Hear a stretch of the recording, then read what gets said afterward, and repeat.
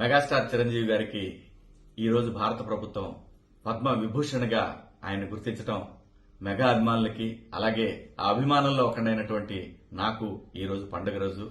అన్నయ్య, ఎన్ని సినిమాలు అన్నయ్య? 155 సినిమాలు, 3 నంది అవార్డులు, 10 ఫిలింఫేర్ అవార్డులు, అలాగే మీ బ్లడ్ బ్యాంక్ నుంచి దాదాపుగా 10-11 లక్షల యూనిట్ల బ్లడ్ ప్రజలకి అవసరాలకు చేరింది. ఆ తర్వాత మొన్న కరోనాలో కూడా మీరు ఆక్సిజన్ సెంటర్లు 30 సెంటర్లు ఏర్పాటు చేయించారు. ఎన్ని సేవలు! ఇలాంటి సేవలకు భారత ప్రభుత్వం ఖచ్చితంగా గుర్తించింది, గుర్తిస్తుంది కూడా.